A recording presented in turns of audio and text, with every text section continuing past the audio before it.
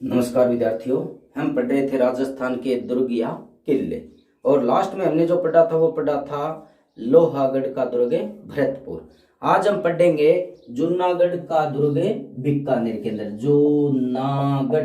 जूनागढ़ का दुर्ग है। सबसे पहले हमें इसकी स्थिति की बात करते हैं कि ये कहाँ स्थित है। स्थिति देखिए भाई, जूनागढ़ का दुर्ग है वो बीकानेर के अंदर है, बीकानेर। और बीकानेर के राजा राय सिंह ने अपने मंत्री करमचंद की देखरेख में 1588 ईस्वी में इस किले का निर्माण करवाया था। ये दुर्ग है वो लाल पत्थरों से चतुर्भुज आकृति में बना हुआ है। लाल पत्थरों से चतुर्भुज आकृति में बना हुआ ये दुर्ग। इस दुर्ग के सबसे पहले ये दानवन दुर्ग की श्रेणी में आता है। दानवन यानी मरुस्थल में टिब्बों में बना हुआ दुर्ग है। इस दुर्ग के चारों ओर सबसे पहले दीवार है। इस दुर्ग के चारों ओर सबसे पहले ऊंची मोटी दीवार है। और ये दीवार है, इस दीवार की जो ऊंचाई है वह लगभग 40 फुट है। और इस दीवार की चौड़ाई है वो 15 फुट है। ये दीवार बहुत मजबूत दीवार है। इसके अंदर 37 बुर्जे हैं। इसके अंदर 37 बुर्जे हैं। दीवार के चारों ओर खाई है जिसके अंदर पानी भरा रहता था। यह दुर्ग के दो मुख्य दरवाजे हैं। एक दरवाजा है वो पूर्व में है। पूर्व में जो दरवाजा है उस दरवाजे का नाम है कर्णपोल। जो एक दरवाजा मुख्य दरवाजा इसका पूर्व में, उस दरवाजे का नाम है कर्णपोल। और इसके एक दरवाजा वो पश्चिम में है। पश्चिम में जो दरवाजा है उसका नाम है चांदपोल। ये जो दो मुख्य दरवाजे हैं। इस किले के अंदर 5 दरवाजे और हैं। और 5 दरवाजों के अंदर, इस किले में 5 दरवाजे अंदर हैं। और 5 दरवाजों में एक दरवाजा है सूरजपोल। सूरजपोल जो दरवाजा है उस पर राय प्रशस्ति लेख लिखा हुआ है। राय प्रशस्ति मानी पत्थरों पर लेख खुदा हुआ है। इस सूरजपोल के पास में ही जयमल व पत्ता की हाथियों के ऊपर मूर्तियां बनाई गई हैं। जयमल और पत्ता कौन थे? जयमल और पत्ता मेवाड़ के राजा उदय सिंह के 2 महान वीर सेनापति थे जो 1568 में अकबर के सामने चित्तौड़गढ़ के किले में लड़ते हुए वीरगति को प्राप्त हो गए थे। उनकी मूर्तियां यहाँ हाथियों पर बनाई गई हैं। इसके पास में एक छोटा सा गणेश जी का मंदिर बना हुआ है। इस किले के अंदर मुख्य महल है वो कौन कौन से हैं? इस किले में मुख्य महल,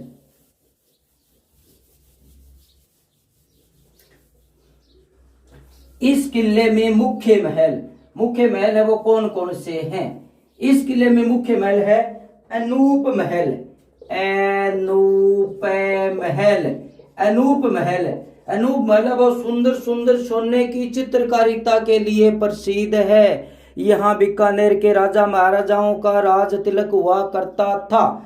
दूसरे जो प्रसिद्ध महल हैं वो है फूल महल व गजनीवास।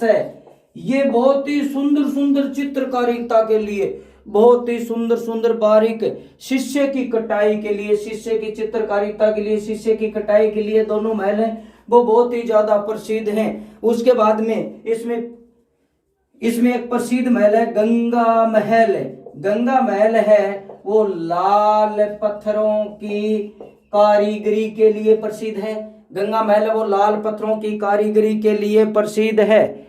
इसमें एक प्रसिद्ध महल है छत्रविलास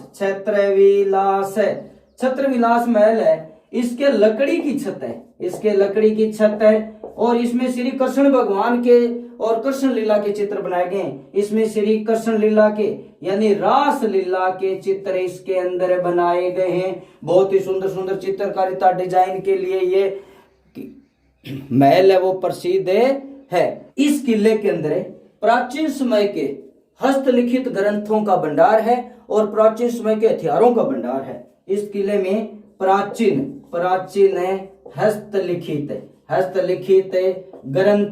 हस्तलिखित ग्रंथों का दुर्लभ भंडार है और हथियारों का भंडार है।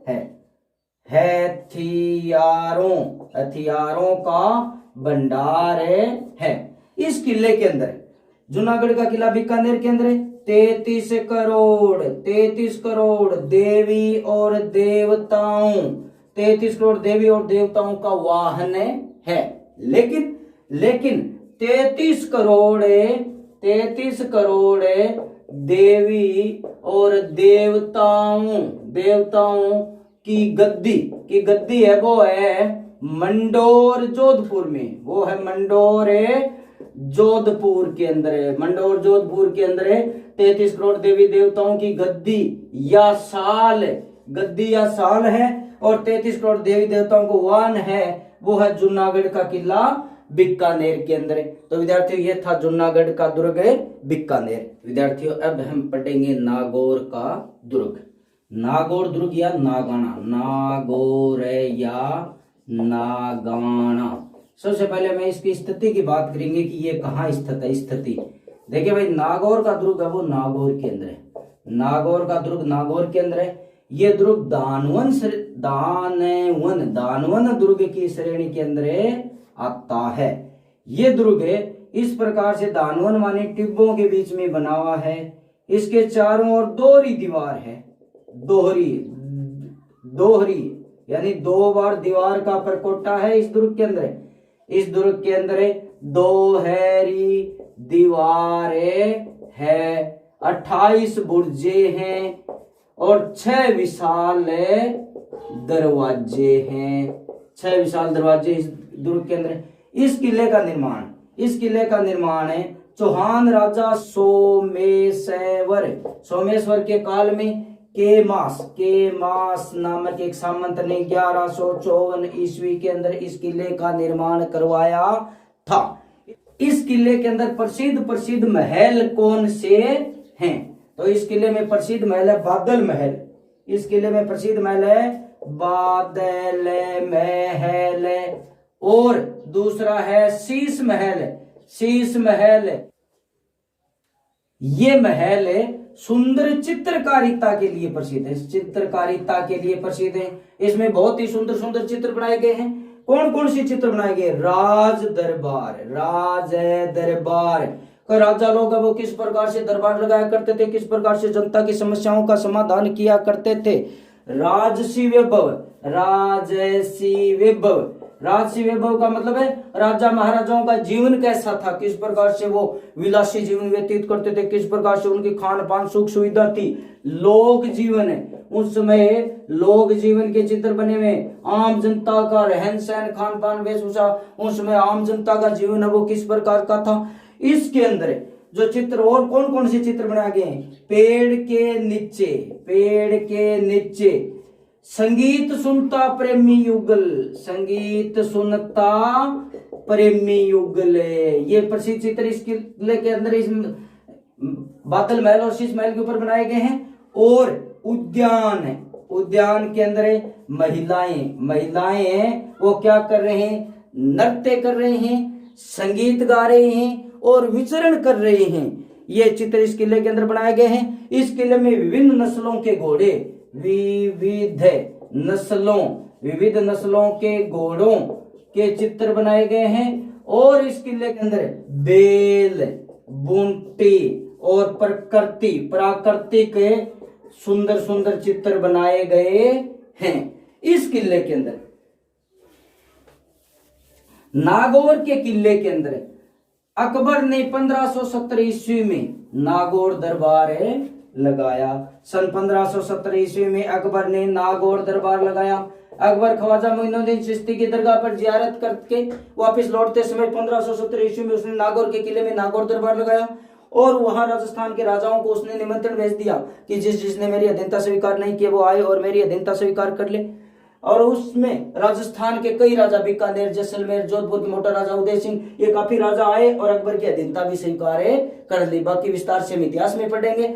और वहां उसने एक शुक्र तालाब बनवाया, शुक्र तालाब पीने के पानी के लिए बनवाया। बाद में मुगल बादशाह शाहजहां ने ये किला है वो अमर सिंह राठौड़ को दे दिया। अमर सिंह राठौड़ को दे दिया। और अमर सिंह राठौड़ की वीर गाथाओं के लिए यह किला जाना जाता है। अमर सिंह राठौड़ बड़े वीर हुए थे, उसकी वीरता के लिए किला जाना जाता है। इस किले के अंदर अमर सिंह राठौड़ की मूर्ति 2004 में स्थापित की गई थी। 2004 में अमर सिंह राठौड़ की मूर्ति इस किले के अंदर स्थापित की गई थी। और इस मूर्ति का उद्घाटन उस समय की राजस्थान की राज्यपाल प्रतिभा देवी सिंह पाटिल ने किया था। तो विद्यार्थियों, ये था नागौर का दुर्ग। विद्यार्थियों, अब हम पढ़ेंगे अचलगढ़ का दुर्ग। अचलगढ़। अचलगढ़ का दुर्ग की सबसे पहले हम बात करेंगे कि कहाँ स्थित है ये स्थिति। अचलगढ़ का दुर्ग है, अचलगढ़ का दुर्ग है वो माउंट आबू सिरोही के अंदर है। माउंट आबू सिरोही के अंदर ये दुर्ग है। प्राचीन समय में यह एक दुर्ग हुआ करता था, परमार राजाओं द्वारा निर्मित, और वो दुर्ग ध्वस्त हो चुका, वो दुर्ग नष्ट हो चुका। और उस अवशेष के स्थान पर मेवाड़ के महाराणा कुंभा ने ये दुर्ग बनवाया था। ये दुर्ग वो गिरी दुर्ग की श्रेणी के अंदर आता है। ये दुर्ग 1452 ईस्वी के अंदर बनाया गया था। इस दुर्ग के दो मुख्य प्रवेश द्वार है, दो मुख्य दरवाजा है। दुर्ग का दरवाजा, दो मुख्य दरवाजा है।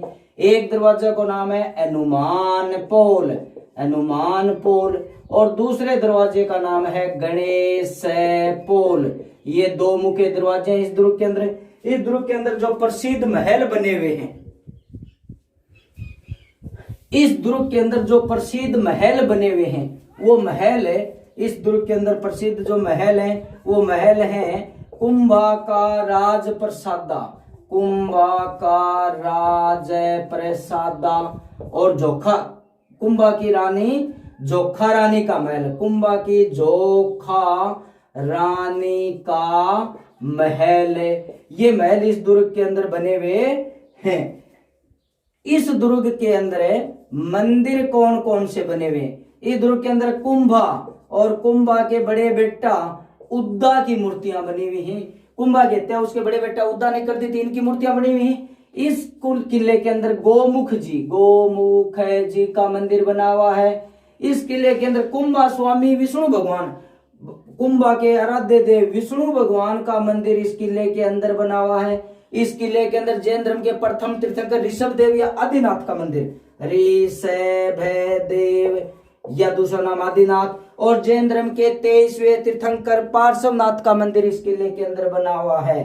पार्श्वनाथ, जैन धर्म के 23वें तीर्थंकर है पार्श्वनाथ का मंदिर इस किले के अंदर बना हुआ है। इस किले के अंदर सावन भादो झील बनी हुई है। सावन भादवा झील, सावन और भादवा का महीना में अपने हिंदी महीना है जो सावन और भादवा, सावन भादवा, सावन भादवा की झील है वह इस किले के अंदर बनी हुई है। लेकिन सावन भादवा का जो महल है वो है डीग भरतपुर के अंदर है। और सावन भादवा एक जल परियोजना है। सावन भादवा जल परियोजना अब है कोटा और झालावाड़ के अंदर है।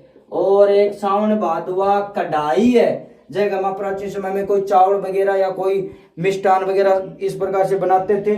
तो सावन भादवा कढ़ाई है वो है करणी माता के मंदिर है, देशनोक बीकानेर के अंदर है। और सावन भादो झरना है वो जोधपुर के अंदर स्थित है।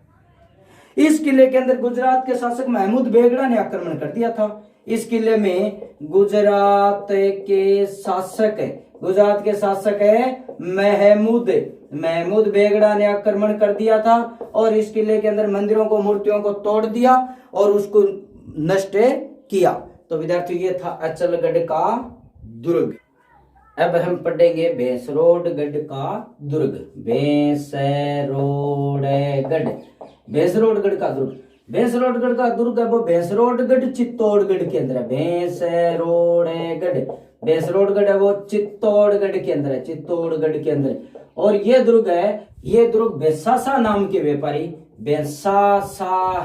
बेसासा नामक व्यापारी और रोडचारण नाम के बंजारे ने विक्रम संवत की 2री सदी में बनवाया था। ये दुर्ग चंबल और बामनी नदियों के संगम पर बना हुआ है। ये नदी आ रही है, ये नदी तो है चंबल, और ये नदी है बामनी। इस नदियों के संगम पर बना हुआ ये दुर्ग है वो जल दुर्ग की श्रेणी में आता है। इस दुर्ग को राजस्थान का वेलोर कहते हैं और वेलोर का दुर्ग तमिलनाडु में स्थित है। विद्यार्थी ये था भैंसरोडगढ़ का दुर्ग।